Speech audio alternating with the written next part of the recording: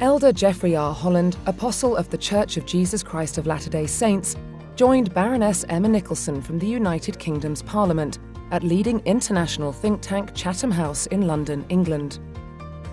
Elder Holland called on global organisations, governments and faith groups to boost their efforts in responding to personal and family crises suffered by refugees and those internally displaced. In the past, charitable institutions have provided much needed, honorably needed and used financial support, medical treatment, and other physical needs for a host of refugee victims, all of which was needed and will be needed for a long time to come. But we now understand that we must look to spiritual and emotional needs as well. The kind of people who help with refugees and with dislocation need to remember that faith and moral conviction and personal identity is an essential need, and people won't be complete without it. We must preserve their faith, because in the end, it is their faith that will save them. Mental health and psychological support is a critical part of the overall healing plan, especially for traumatised women who had been kidnapped and repeatedly abused by ISIS. Our partnership has enabled success story after success story of these girls who've escaped or been bought out, have arrived back home, as it were, no real home, but a camp. Nonetheless, in spite of the fact that they've been absolutely crushed almost to extinction, that the human spirit has almost been quenched, we've found that little flame inside them.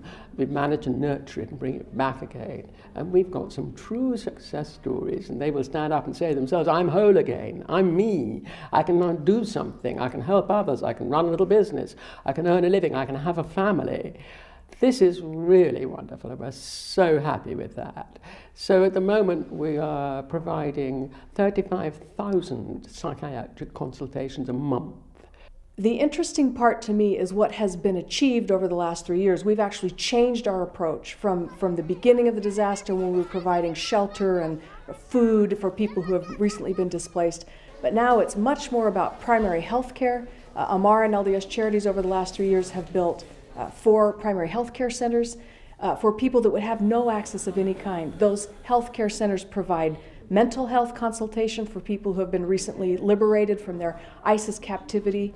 There are vocational training centers, and also not just those physical needs, but a concentration on emotional and spiritual help. And as an example, LDS Charities recognized in the camps, there are Yazidi elders who wear a special kind of ceremonial clothing, and they didn't have any way of renewing that clothing.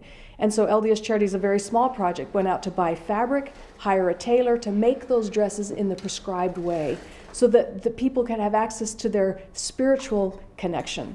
And for people who wear significant clothing in that way, we understand what that must be like. And so we're always looking for ways, and we've found very significant ways of helping people who have been in crisis not only have physical consolation, but the consolation of their faith and their religion and the freedom to practice that religion. We would really like to thank AMAR Foundation and LDS Charities for the help that they're providing the Yazidi people with. As a nation that is still under a continuous genocide, we need help from different agencies and charities, and the help that they're providing, as I said, especially for female survivors, is quite important for us. So we really appreciate that help, and we hope that it continues and it expands to other camps and other areas where Yazidis and non-Yazidis are in need of such kind of help. Canon Dr. Edmund Newell believes that those of different faiths should work together more to benefit those in need. We need, as communities of faith, to better understand one another, and also to share our common humanity in productive ways. I think this is the way forward for interfaith relationships. It's about mutual understanding and seeing the common ground where we can work together to make the world a better place. In any place in society, your profession, your school, your family, your community, you be the one to stand up. Stand with people that are being oppressed. We do that because we're all brothers and sisters. Whatever our beliefs, political and religious, we still are family under the same God. Stand up with people who are being oppressed.